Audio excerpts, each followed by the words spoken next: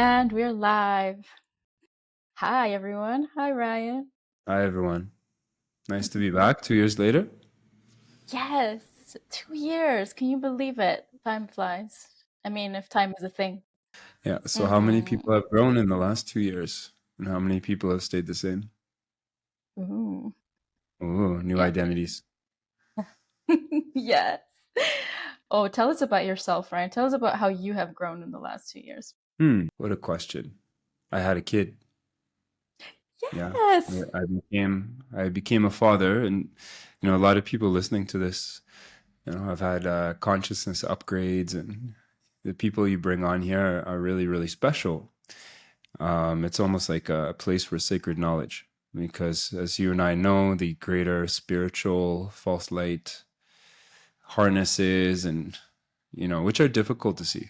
They're very difficult to understand the mechanics and such. People reach a point of love and light, and they get a little bit energetic build up, and then they start giving their power away at that level. This is when all the different overlays and attachments and all of that get there, and it keeps them from connecting to their true self. And the biggest activation I've had in the last couple of years was becoming a father. Mm. Yeah, beyond the because we have a little Yoda teaching us now, right? In every Yeah. process, one of the special things is, in this work we pick up a lot of our parents and ancestral stuff prenatally, and the templates that are overlaid from our original blueprint template, or clean one, get coded, prenatally, as the mother starts to experience different emotions and, different aspects in her template and relationship dynamics and codependence, trust, worthiness. All of these things get, encoded in the child and then reinforced in the first 9 years of life, right? Through the environment and such, as it builds its different layers of multidimensionality. And it's really been fascinating to witness this while it is my work at the same time, but just see my son exploring and my wife and I exploring, but also have a layer of awareness of the templates and coding, and, not looking at traumas. Traumas has an endpoint. It's like we need to get rid of them or fix them, but they're almost opportunity templates for us to realign ourselves to that clean throughput information from the soul, or from the true self, or whatever we want to call it, right? And what other time, in his story, there's a lot of distortions out there. We choose what we want to believe. But I feel like our species right now is not as advanced as it used to be. Different various aspects of evidence around and all of that, and just the narratives and the people from history and all of this, I don't really resonate. There's a lot of holes in it. And Mm. it seems like we're descending as a species. People are running off their programs a little bit more, right? And a couple of my students the other week said, I have these voices that tell me things in my head. It's their own voice, talking to them. Hey, you should do this, you should do that. Why did this happen? That is just us being aware of our programs that are running in the background. And when we lose our ability to connect with our own guidance, our own true self, our soul aspects, which is the driver.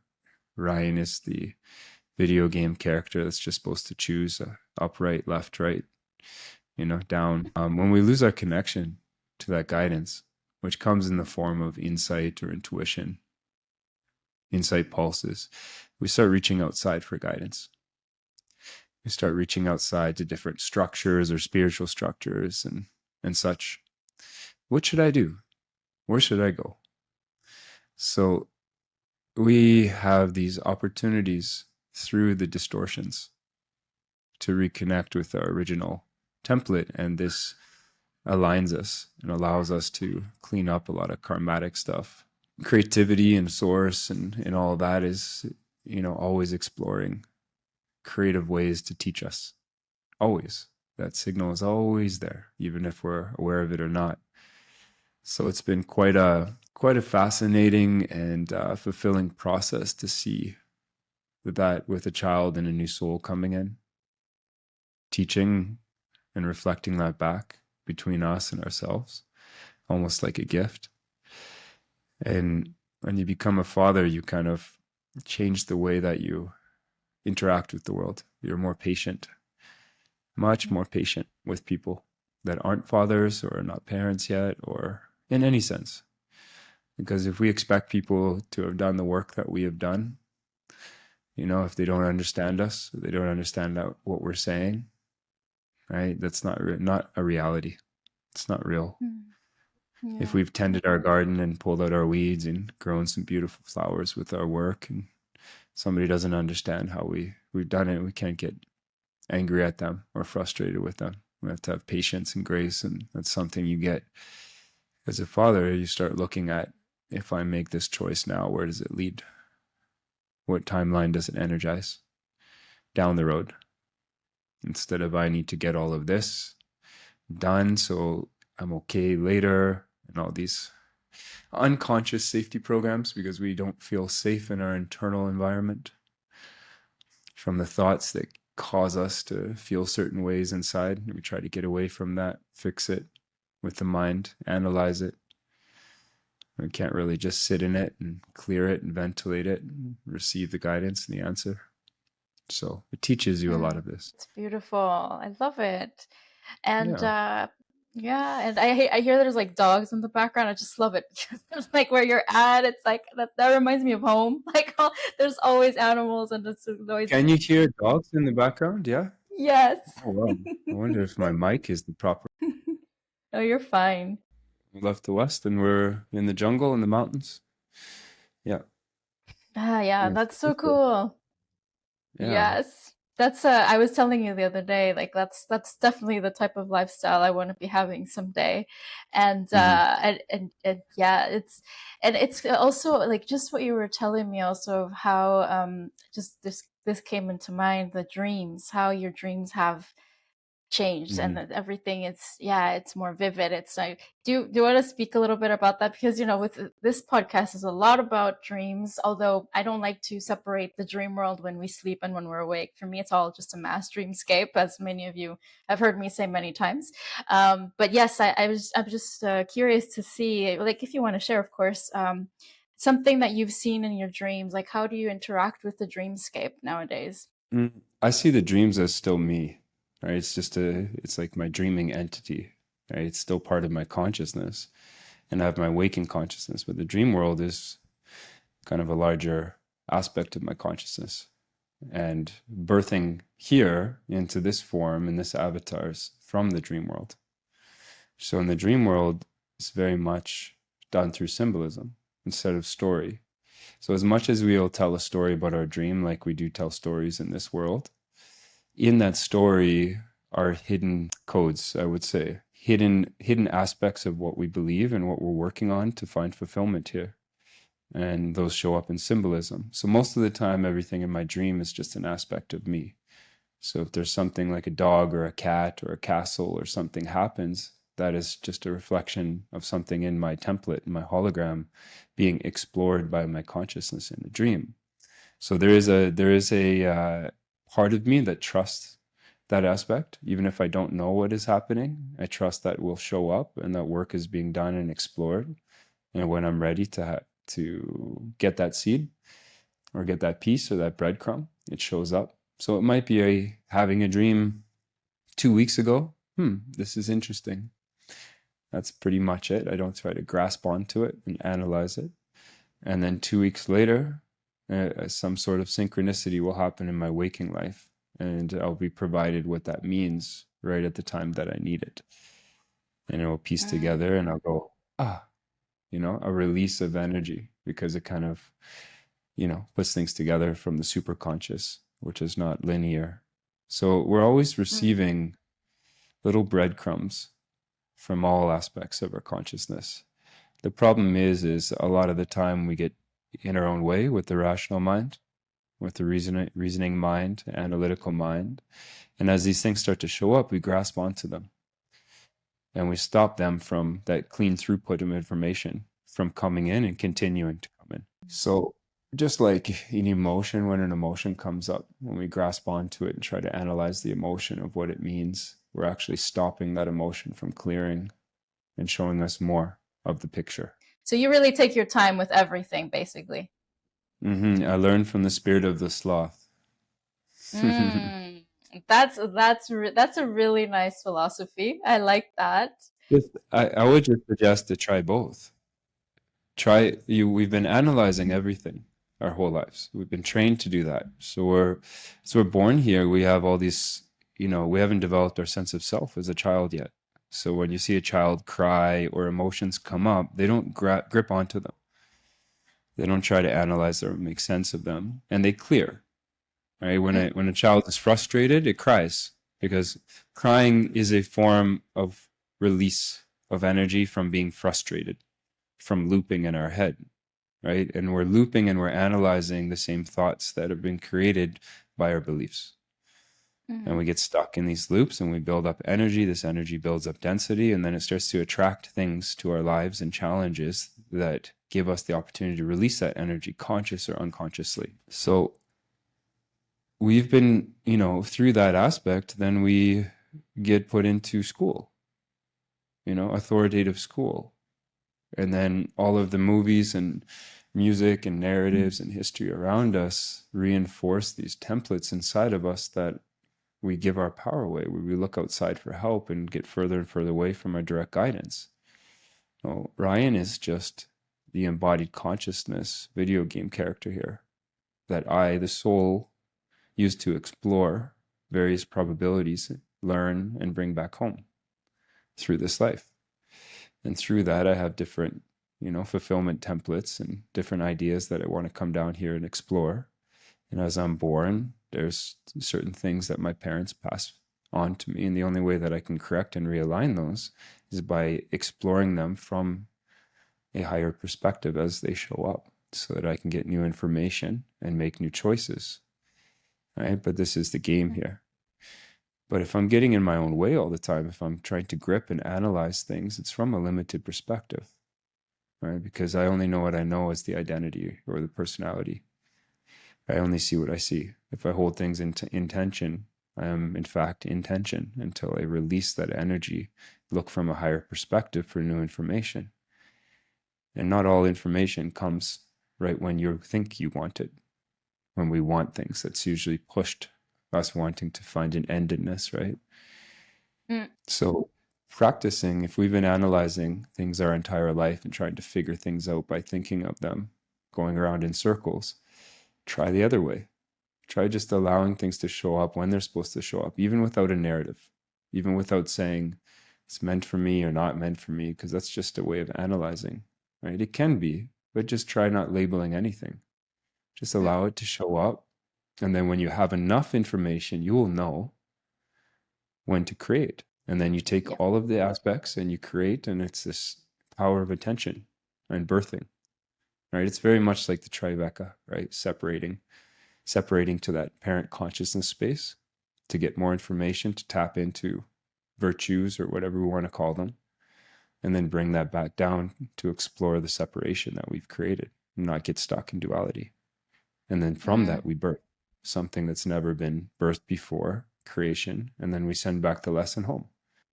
I love what you just said about birthing something that has never been created before, because I think I've said this so many times before. It's like, this is what we can do, guys. Like, stop going. It's exactly what you said. Stop going around in loops. And for me, it's actually about balance. Like, I love your perspective, and it's true that I tend to go more on the, oh, I want to know right away. But then, yes, I have definitely learned with time that with some things, it's better to wait and to wait to respond, instead of like Mm. always like wanting things right away. And yeah, so in this this is linked to what I was talking about earlier too, of the decisions that I have to make, just to share this personal experience of how I started feeling really overwhelmed because I wasn't getting clarity. And every time I would ask myself or ask my dreams, because I do this a lot, like I would ask my dreams for advice and I don't get anything, and I'm just like, okay, all right, I guess it's just not time to know. Or maybe, and then you told me something that was really valuable just earlier. It's like, okay, yes, maybe sometimes you don't have to know right away, but also just make a decision. That's what you said. And I really like that advice. Just make a decision and get the energy unstuck. And then, you'll know what to do next. Right. So Hmm. I love that. So I just wanted to put that out there for those listening because I think it could be useful to Yeah. somebody out there. Mm. Also differentiating from multidimensional feedback, right? When you get an insight or when something comes to you, when you receive something, it's a different feeling than thinking. Mm-hmm. Yeah. When you think, there's almost a grip, right, in your face. Your forehead might grip a little bit, your body might grip, your hand might grip on whatever you're holding. That's a Mm-hmm. thinking. And you're trying to get information from your memory, which is also not always correct, right? And there's a lot of overlays in that. And then you think. You go to bed, and you wake up with the answer sometimes, or down the road or later, right? Which is a receiving energy, insight Mm-hmm. pulse, right? And where does that come from? That's a good question, right? Sometimes maybe it is coming from another maybe Is limiting it, belief or something well, else, right? is the insight pulse coming from your mind? Yeah, Technically, depends. maybe a Mm. different mind. We have different minds, right? Mm-hmm. Maybe super conscious. But when we receive these little breadcrumbs or gifts or insights or epiphanies, these little pop, where you just all of a sudden understand a new perspective, we think, where does that come from? We don't really notice the difference because we're moving too fast and we get back into our mind so quickly. How does our higher aspects or greater self or soul communicate with us? Mm. It's very subtle. It can be if you haven't developed that sense, right? It's the same Mm. sense as the seven sense, right? Reading energy Mm. signatures. Mm-hmm. True. Have you ever smelled something like that brought you back to a memory? Yeah, something that wasn't even there. Yes, exactly. Yeah. Or Mm-hmm. smelled something new that you couldn't describe? Yeah. Like a new scent or a new flower you've never smelled before? And you give yourself space to receive, right? So you're actually working with the consciousness and the frequency of that flower, and it's communicating through you through a different sense. And it's Mm. giving you information through smell. And in the first place, you actually open up and you don't think, you receive. Right? I like So that. after we've received, then we use the mind to shape. Yeah. But if we went up to the flower and started describing it, describing the smell before we actually interacted with it or received or smelled it, we'd kind of be missing a lot of information. Yeah. Yeah, because you might want to describe it as something you've already experienced before, which is it's not Yeah. true. Mm. Hmm. Mm-hmm. Which can create, us missing things and having blind spots. So what happens like when we receive guidance from aspects of ourselves that we didn't know or didn't have a perspective of before, right? We get in our own way before that can happen. We can't receive if we're gripping and thinking all the time. And this is why we get so frustrated and stuck in our thoughts and looping, because our consciousness is looking at our programs, trying to figure out how to change them without having any new information. So it's like Yeah. trying to describe the flower without smelling it over and over again, trying to pull other flowers you've actually smelled. Yes, So I love that it's best, analogy. it's best if we use the mind last, not first. That's great advice. Yeah, this is in practice, right? Easier said than done.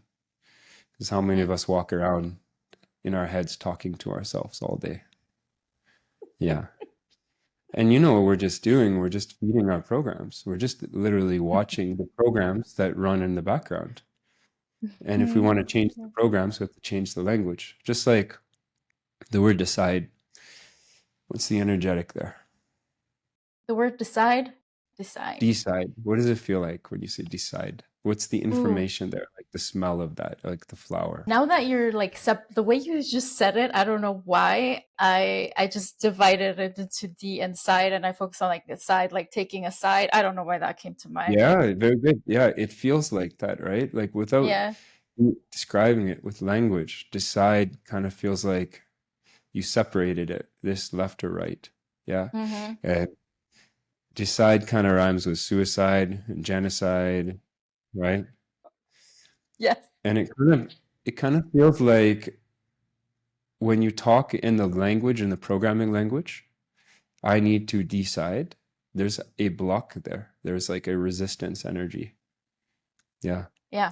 Because Yes. you feel that if you make the wrong choice or wrong decision, right, it might loop back to what might happen. And then this projects you into too far into the future of worrying. And then Mm. you get stuck cycling and phase locked Yeah. just based on one word that you use, or not so Oh. much the encryption or energetic or smell behind that word. Now, what if you shifted and changed the word to choose? Ooh, I love that. I mean, unless Choose has another programming, but I can't think of, or I can't feel anything. I can't feel anything. It has a different encryption to it. Yeah, choose and Yeah. decide. Ooze. I was Hmm. thinking, what is Yeah, how can it's more it's more of a flow, right?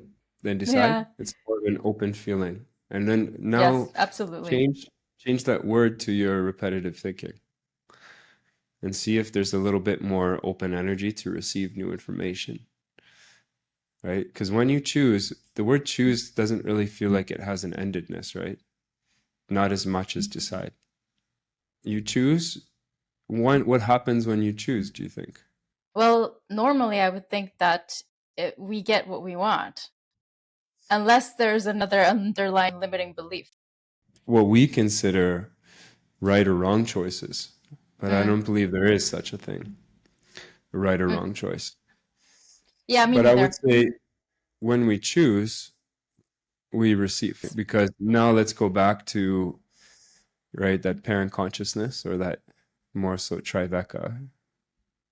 When we separate, get new information, then come back to the polarity of stuck energy with new information that changes the oscillation and creates and bursts something new, very much as if two people were arguing in a relationship unconsciously, looping, and then they went to you and they said, "What's your perspective?" And then you gave them a perspective and they went back, and that new perspective or energy would change the interaction and release some of the energy. And from that process, they would receive something new, which would birth a new potential out of that interaction that couldn't have happened unless you actually separated from it. Yeah. So when you Yeah. choose, you're flowing the energy. And from that flow, it gets reflected back with new information that allows you to choose again. So if you chose to leave the country and go to another country and start something up random, you don't know if it's right or wrong. And then you booked a ticket, you made that choice, and then all of a sudden all of this energy came up. But you had moved Mm-hmm. the energy. It would help you make the next choice from there. Mm-hmm. You would release more information, right? The problem is because we've been trained linearly our whole lives to analyze everything and find an endpoint and feel safe, we've got really bad at this. So now our choices build up so much energy, and we have a fear that we're going to make the wrong choice, is that we haven't built a good flow between the intuitive mind and the rational mind to work together, Mm. right? So it should not be like build up, build up, build up, think, pressure, pressure, pressure. Oh my God, I got to decide, choose, finally be forced to decide. And not deciding is also a choice, right? Yeah. Yeah. I just had But a deja vu moment, by the way. we all already do this. I know, I love that. Well, I mean, we all actually already have the skill of doing this well. We can Mm. look for evidence of this in our lives. Look at something you're very good at, a skill you're very good at: painting, cooking, speaking, riding bicycles, karate, whatever it may be. You're actually flowing. You're always choosing. You're adjusting. You're looking back at the whole picture. But when it comes to things that have a lot of programming in them in the world, it's programmed to give our power away. And giving our power away is our power of choice. Choice can only happen from the present moment where there Mm. is no time, Mm-hmm. because we're actually energizing a new timeline.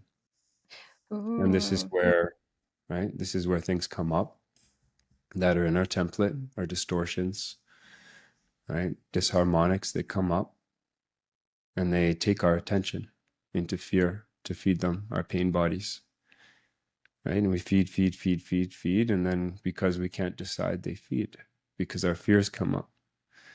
And then we trust that that information that's coming up is correct. But it's the same information that kept our parents locked in and doing what they did.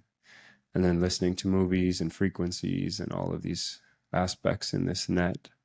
Yeah, if Ryan is the video game character and the player is my soul, my true self, right? Ryan's only job is to choose. And in that aspect, I'm also saying that I trust myself. And when I say I trust myself, I'm not saying I trust Ryan. Ryan has no idea. He has templates and programs and all sorts of things in them. But I trust my soul. I trust the player to design effectively everything I need to find fulfillment and understand the lessons I need to learn. Because it's more important to the soul to get things done than it is to get into the dramas or the right or wrong choices. And what the soul wants is always what we're going to experience. Yeah, absolutely. And I love what you just said, because that's something that I like to say to people, is that especially when we're self-doubting and it's like, oh, how can I trust my intuition? What if I'm wrong? What if I'm right? It's like you said, there's no right or wrong. It's like, even if you go through something that's meant to be a lesson or some, you'll get something out of it, and you were supposed to go through that, or maybe not, but it's okay because you're still learning things, and then you'll get back on track. Like it doesn't really matter. Like you said, it's like trusting the let's say the bigger picture, and that you're being guided and taken care of. Like it's all fine, like and regardless of all these let's say distortions, beings. And because people get sometimes get really scared of all these things when they start hearing about, oh, the phantom matrix, oh, these entities, you know what I mean? And people have been messaging me too, because I've been posting quite a bit about this recently. Most of them are just aspects of ourself. Mm, But there are things for sure. yeah. But Yes. Hmm. it's like, what you do with false light and evil is you look at it, but you don't give it too much attention, because the more attention you give it, the more it can control you. Yep, I agree. And what's the antidote to shadow? Well, light. Yes. So how do you bring more light in? You breathe it in. Right? Awareness. Yes, yeah, And I agree. Okay. you feed things with thought, not awareness. So if you think about something, you're directing your awareness and feeding it.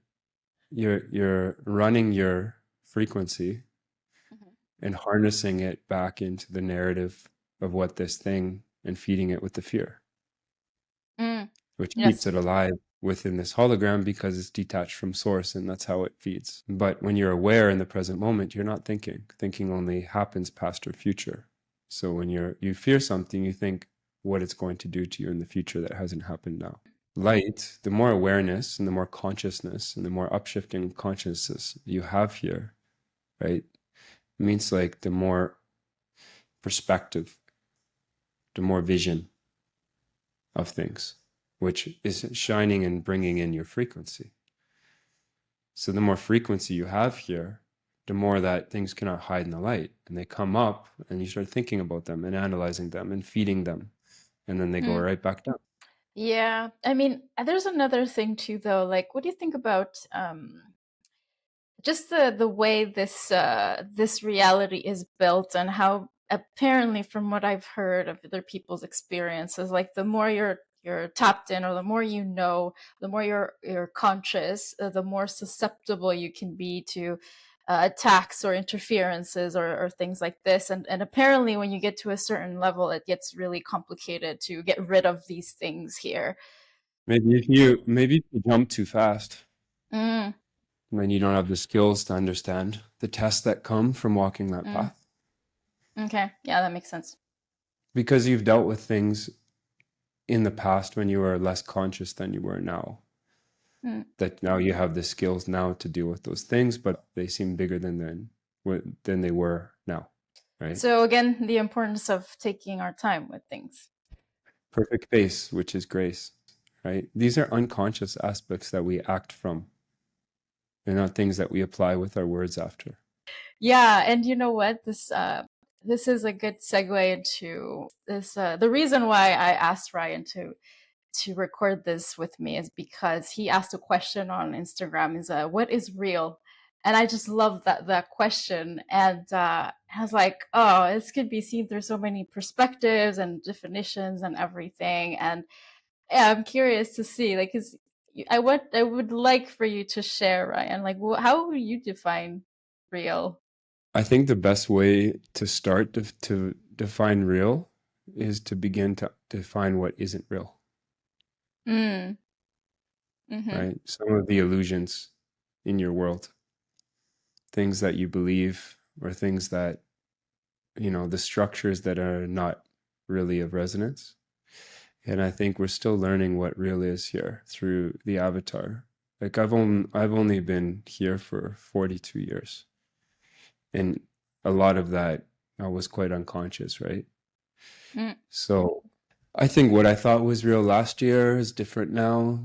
And I think what I think is real now will be different next year, tomorrow. You can almost look at it as the more work we do, the more we start clearing the template, and the more we start upshifting the consciousness, the more we render for ourselves in our hologram, the more we receive and the more we can hold, right? Because if the concept of what is real is quite big for people, the mind grabs onto it and becomes interesting instead of experiential, right? So what might be how I'm experiencing this reality is going to be completely how you are experiencing this reality based on your beliefs, right? Based on your knowledge and based on our blind spots. So Ryan is going to experience a reality in a specific way. And when I'm a father, wearing the father character, I'm going to ignore certain things and experience this reality as a father.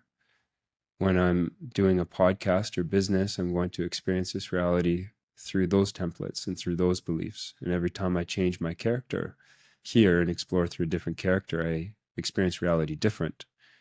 And the reality I experience is what's reflected back and shows up in my reality and my ability to see more perspectives, more rendering, right? And it was interesting. I came across something a few weeks ago about, I can't remember who it was from. It was like, if nobody's in a building when you're walking down the street, nobody's in there and you see the building on the outside, is the inside rendered? Does it exist? mm. Right? Yeah, I know. Yeah. Right. And this goes back to quantum mechanics and double slit experiment and everything, which nothing is proven, but it gives you a perspective of it. We ask the question, does anything need to be real? Mm.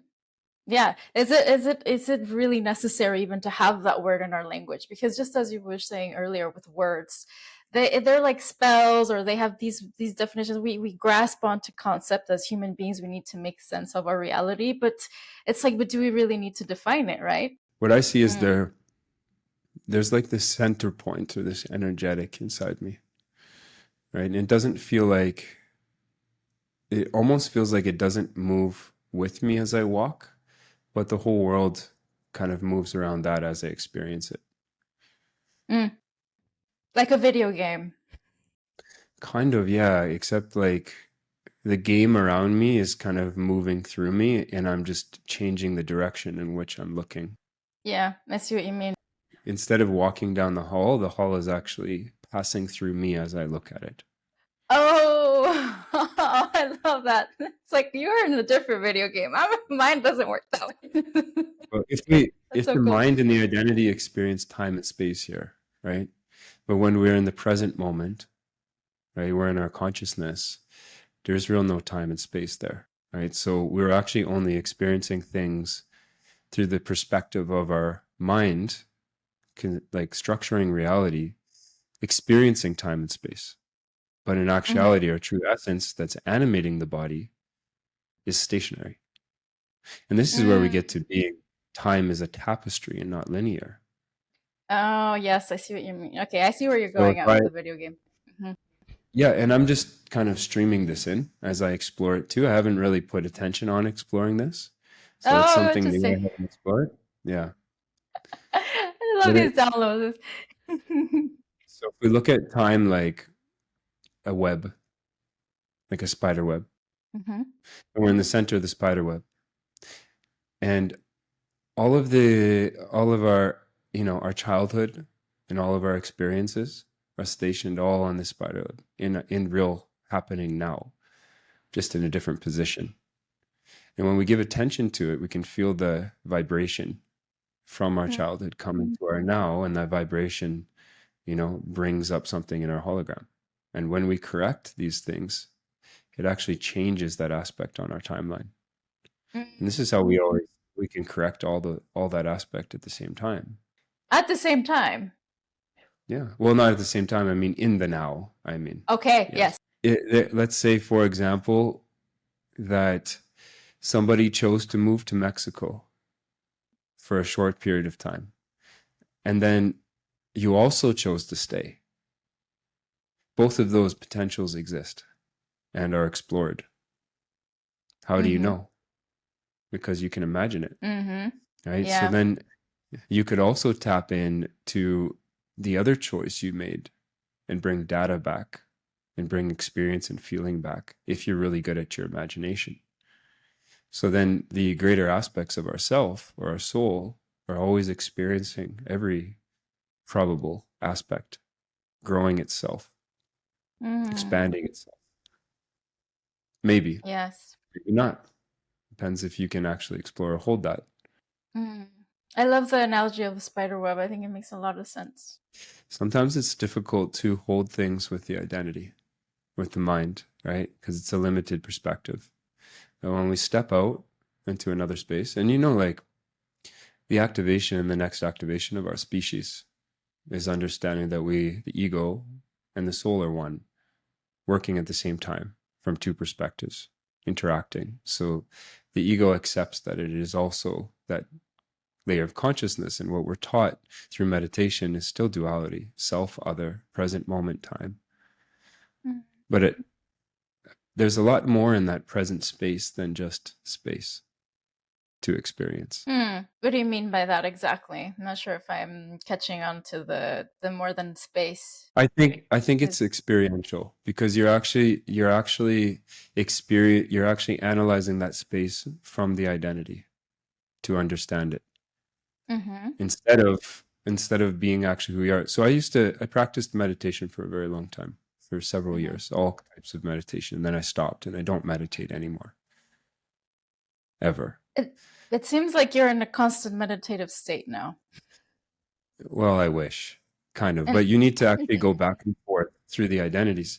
But I didn't meditate because I asked myself a question once and I was like, why would I take a break from thinking to be myself? Well, I mean, I guess yeah, I mean, depending on where you're at, there are times when it is better to kind of just step out of the day-to-day kind of routine and mindset or whatever it is that you're experiencing to access other levels of consciousness or other aspects of yourself, right? But yeah, I mean, it depends, I guess. You know the term direct knowing? Like direct cognition, is it the same thing? Like when you just see something and you kind of read the encryption of it, like the energetic No. encryption of it? No, that's not what you're saying. Okay. Like when you just know. Yeah, it's just like when you're in a receiving state and knowing about Yeah. something. There's no Yeah. actual language to it. There's no like Mm, English language to it. It's like okay. you can kind of experience this through the identity and thinking something you have a lot of experience in. And when you see something happen in front of you in your field, like yours is hypnosis and dream, right? And then when Hmm. somebody actually like shows you something or tells you something, there's a position where you actually just know what's happening. It's Yeah. a knowing, right? Yes. So the space of direct knowing, right? How we have a greater self and higher aspects, right? Unless we've fallen from source. But there's something animating us. There's something that is animating our avatar. Hmm. Unless you believe in, we're cut off from that and the brain creates the mind and, we're walking around and we're just physical beings that have come from monkeys here. But let's say like for a thought experiment, we have a higher self. Higher self itself saying that it is higher up from us is also a distortion. It makes us Yes, think that's that true. we're far away. right? Another thing about the language and how it's like limiting people to thinking, oh, that's higher than you. It's like And it's not even accessible almost, you know? Yeah. so let's have a thought experiment. We would probably enter from the higher self, Hmm. like a downstep version. So it has to be part of us in order to experience this reality. Can we experience this reality without a higher self unless we believe in other fallen angels or whatever, angels and deities that are coming to say it, in aliens, whatever it may be, right? If you want to believe that, that's fine. Yeah. So what I experience is I am more my higher aspects and greater self than I am Ryan. I see what you're saying. Yeah. Right? Yeah. Ryan dies, right? I have like time here linearly is only exists in my perception of that illusion through the sense of self, Mm. right? And that's all interesting, right? But experiencing yourself as the higher aspects is experiencing a knowing from a higher perspective, right? So when we do get guidance, when we do receive guidance, and we are saying we are receiving guidance from our higher self, how does that guidance show up? How does it communicate if it can't speak to us in language? And if something is speaking to us in a language, sit back and discern it a little bit, because it's probably an AI program that you're right. And if we look at the body and the avatar and the DNA as receiving frequency and hosting in this physical form higher aspects of ourself, and then the mind is used, right, to shape creativity here, to shape something in this very narrow pinpoint of creation where things are formed and they're stationary and they die, they don't last forever. Who's forming that? Where's that instruction coming from? Or are we incarnated here, cut off, and then run a life and die? And then the incarnation goes back, cycles back. Who's driving? And if there is false light, and if we are being harvested, what are they harvesting? And where do we get our life force from? Where do we receive? Look at it like holographically, even on the scalar field, right? It has to stream in from somewhere to animate, right? And we are the holographic template, the body that reflects out our experiences here. Mm-hmm. And they're reflected back, and the mind and the sense of self gets to choose or decide what to do with that. And when we do decide, or we do loop, or we do fear things, that stream of source comes in and gets harnessed into the systems that feed off of us. Makes sense. They're Yeah. basically they're feeding off our higher self, right? Which has higher aspects to it. And we try to understand it through structures, but we start to build multidimensional structures through our different senses, right? And our vocabulary, so that we can hold more information and experience more information. This is the higher sensory perception, right? Like we have 5 senses, we can understand physical world and inner sensations. And then the higher sensory perception allows us to hold more structure, more mechanics, which allow us to host more of those higher aspects. Why would we want to do that? We bring more of ourself here, right? And before some of us have upshifted our consciousness and awakened a little bit more, right? Before we can go back to evidence of this on the tapestry of the web or the time, to a point that we were very unconscious, where we had addictions, where we had pulls, or had misunderstanding, anger, victim, victimizer, all of these templates coming up, keeping us looped. And then something happened in our life, and we upshifted our consciousness, and we had more awareness of ourselves. That awareness comes from outside of the body, Yeah. looking at us, right? We moved some of the distortions and energies in us and allowed us to host more of our higher aspects, which is more knowledge, but we tried to shape that with the mind by giving it an endpoint, by trying to understand it. And not, the mind doesn't have all the faculties to understand what it feels or experience. So imagine a color you've never seen, right? Yeah. It doesn't mean it doesn't exist. It just doesn't mean that you have an activation or a frequency available, like certain bugs or insects, to see ultraviolet or whatever that color might be. So we would have to build that energetic structure to receive and be aware of different higher aspects of ourself. Yes. And you see how that energy flows a little bit and opens. right? It's a knowing instead of now you could try to describe it like smelling. I know a flower. If I'm in pitch black in a very dark room, somebody gives me a flower that I've never smelled before. I can smell that flower and know it exists, and I can sense its energy and its frequency. And I don't need to describe, but it's a knowing from receiving something I've never smelled or interacted with before. And over time, I begin to shape it and learn from it. Mm-hmm. But if I Mm. describe it in the dark and I put it away in my archive, I'm actually taking and blocking myself from receiving more information. Mm. And we do that a Yeah. lot. And this is why we can't understand certain senses. And when we build our higher sensory perception, we need to allow it to flow without gripping onto it.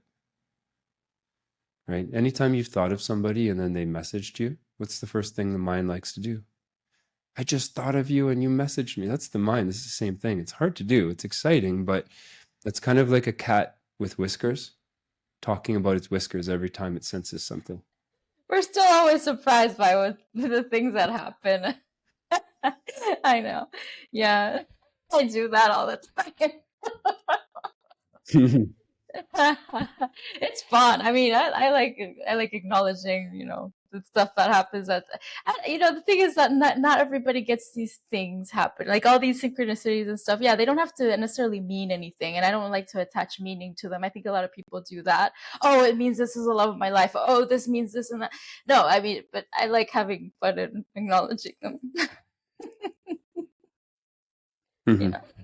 And that goes back to like there's no wrong choice, right? But if you tried for 2 weeks or 1 month not doing that, you would have more feedback and you would have collected more information and activated that sense more. Okay. All right. I'll try experimenting with that and not mentioning the That's what I think. synchronicity. I think that's the best part of life is just exploring other probabilities and other potentials and other ideas without judging them or attaching to them. Because if you truly trust your consciousness and that creative aspect of yourself, you will learn. That's so true. Yeah, I mean, trusting yourself. That's been a big thing. You cannot trust yourself. Well, then what would you say instead of that? You can trust the soul. Oh, Because if yes, you of say course. Yeah. I am if you are saying I trust Ryan, what are you also saying? You're But saying that that you're you know more. You're saying that you know more than the soul, which is mm, actually that more you than your animated character here. okay. So I see what you're saying. Is that the words that we use again? It's like instead of saying I trust myself, we maybe could say instead I trust my soul, or No, I I can say I trust myself, but what I mean is myself. yes, like your soul. I think it's like for me, it's more about sensing energy when I say Mm-hmm. that, and it's a Mm-hmm. knowing. Okay. Rather than the words that you use, is that what you're saying? I think both play, right? But Yeah. we have to be aware of the energy when we speak the Mm. words, the frequency Yeah. behind the word, symbolism, Mm. right? Yes. So when you say myself, that doesn't for you that doesn't seem to have any like programming behind it where you should maybe use something different. Is that what you're saying? Yeah, but my whole life, when I said that before, I had a belief about it, and that belief held that certain frequency and idea. Mm-hmm. And because of more information, more data, more experiential, tangible data, I've shifted my belief about that. So when I say it, it Mm. doesn't mean that to me.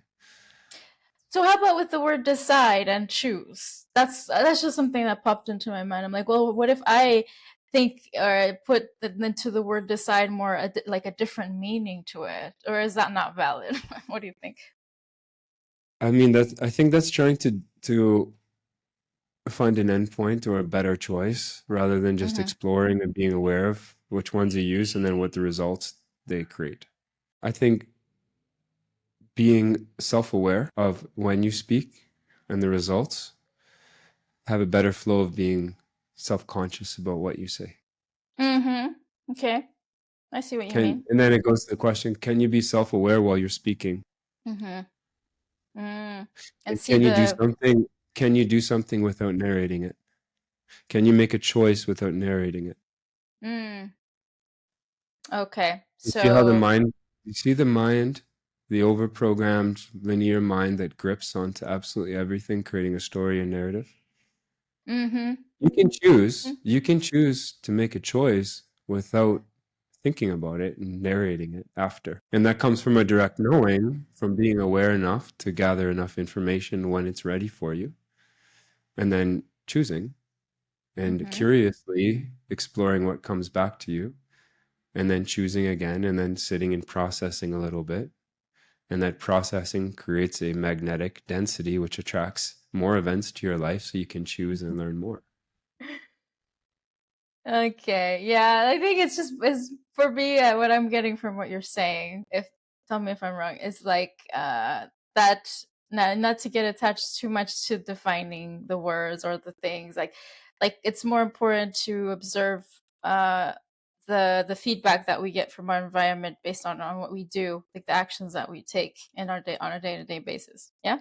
Keeps us Okay. out of the phase locks and like energy leaks of thinking too much and being stuck and then wanting to cry and building up energy and then trying to make sense of that energy. Ah, Yeah. the crying. Oh, anyways, yes. Easier said than done. Yeah, for sure. Yeah. But I see what you mean. what you could also ask, what is the most effective way that I can do things? How do I become effective in life? More effective, Mm-hmm. right? Are my choices becoming more effective and more aligned and more aware as I move through life?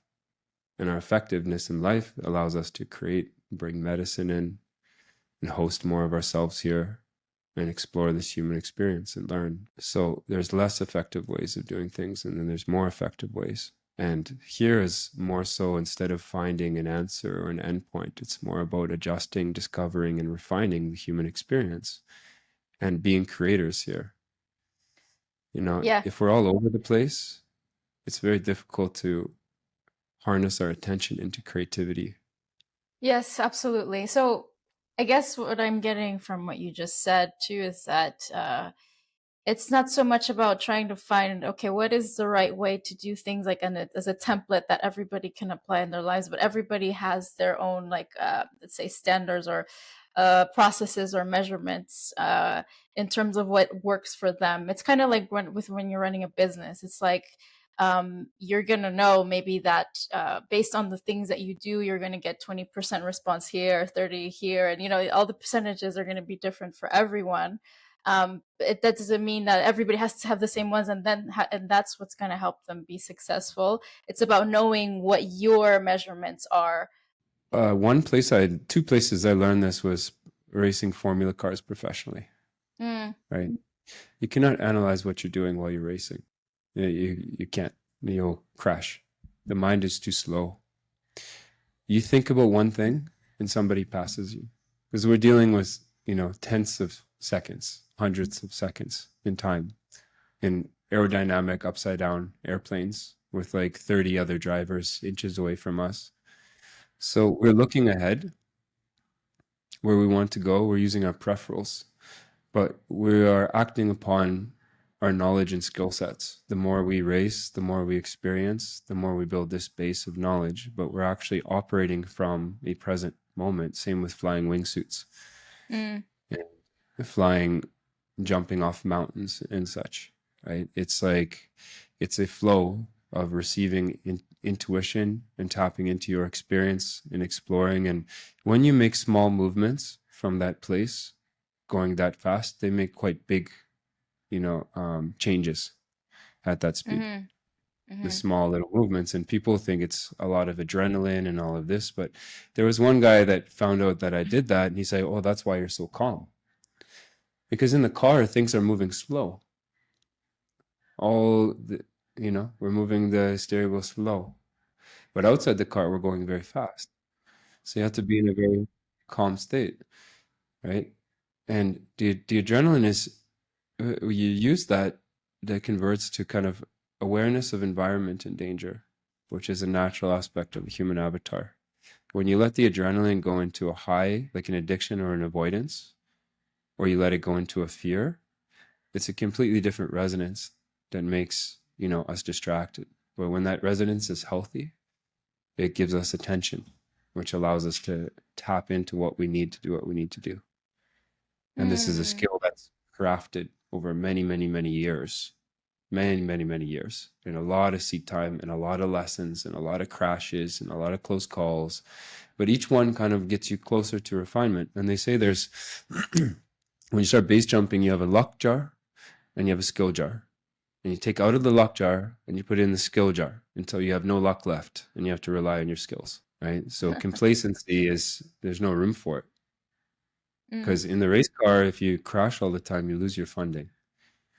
And if you crash in the wingsuit or base jumping, you die. So these two aspects, some people think of them as this adrenaline, but I think they're the ability of what a human can do when they really focus and when they really Mm. practice and when they really master something.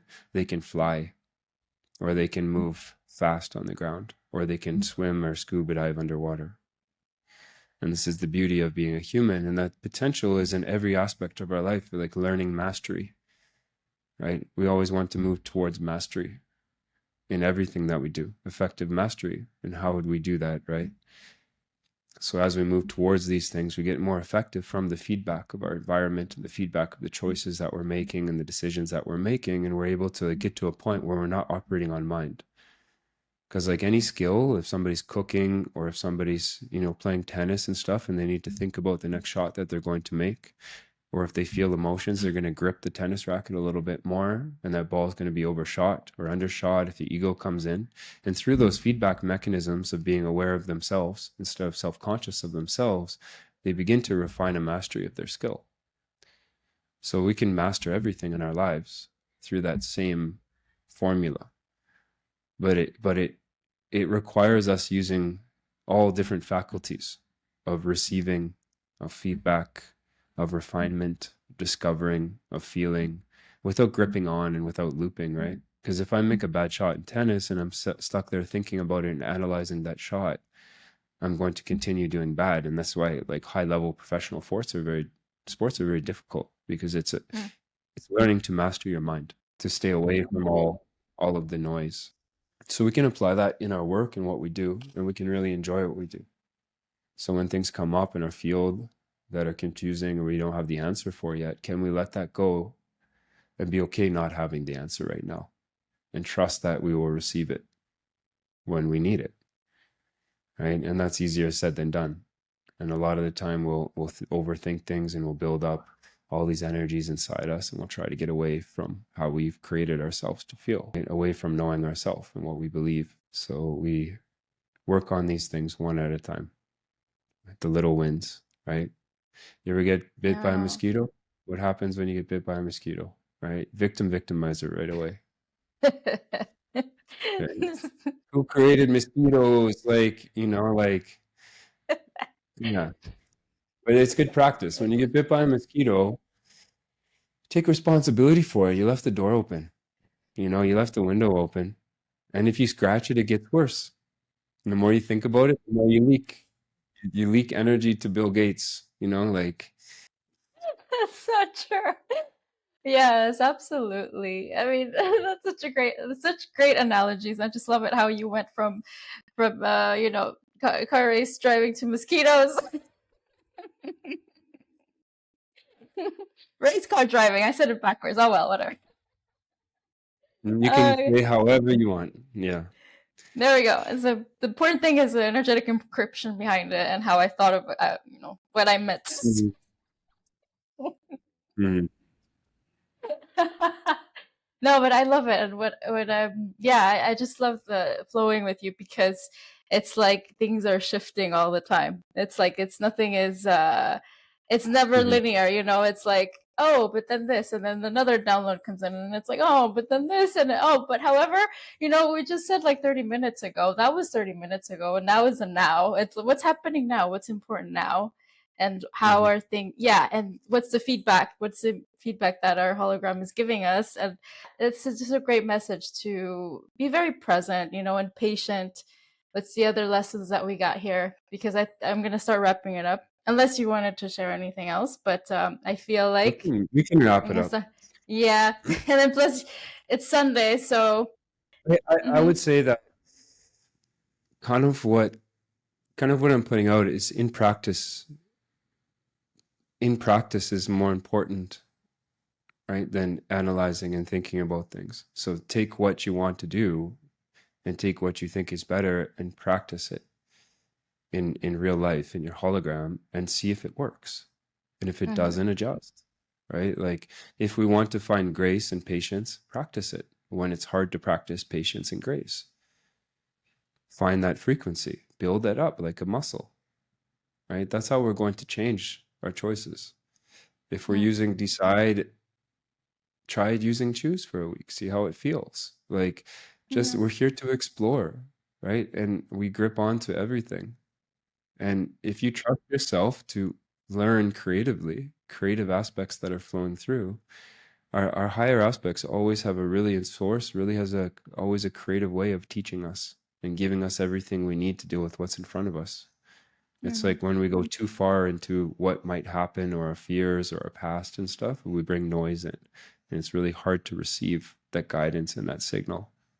Mm. Yes, absolutely. Yeah, thank you Yeah. for summing it up that way, and also just to say some final words, because I've been talking a lot about how it's super important if you want to be a transformational leader here on this planet, because I know a lot of people listening to this podcast, that's what you are. You're leaders. You're here to guide people or to be of service to others in many ways. You can maybe you're a spiritual guide, maybe you're a holistic healer, maybe you're a teacher, maybe you're a trainer or a coach, life coach, whatever it may be. Everything that we're sharing here today is meant to really inspire you, and also hopefully spark your consciousness, and codes to awaken your senses more, and also to help you step really into your true potential, because that's also one of the objectives of this podcast is to guide and inspire emerging leaders. So Ryan is an Mhm. amazing leader. Thank you. Thank Yes, you. and I'm super, super happy to have you here today. Oh, it's nice Yeah. to be here. Thanks for asking me back. Yeah, and don't forget about triggers. Triggers are great too. What do you mean? Just when we get triggered, Oh, they're doorways to learning. oh, yes. Yeah. Yeah. I've learned so much. Like I remember, I mean, I could go in like an hour Yeah. talking with Ryan, but anyways, yes, I just remember our like past conversations that we had and how we were triggering each other. Just remembering that, and it's just amazing to see you again after 2 years and see how much You're very welcome. how much you've done. Thank And you. Thank you. Yeah, it's a pleasure, and seeing a new spark of energy through you the last few weeks has been really cool. oh, Yeah, thank you. that's such a flow. That's a release of energy. When we open things up, it releases energy, and then we have that creative flow that pushes us, right? And we want to get that momentum and keep going. Yeah. Yes. Yeah. Oh, well, so Okay. thank you so much, guys, for being here. And please don't hesitate to reach out if you have questions or comments. Uh, Follow Ryan on Instagram. He has a lot of amazing content and groups that you can follow as well on his page. Join Skool as well. And then, yeah, see you guys for another episode of Michelle's Dream Awesome. Space. Thank you so much, guys. If you made it this far. Hi. Beautiful.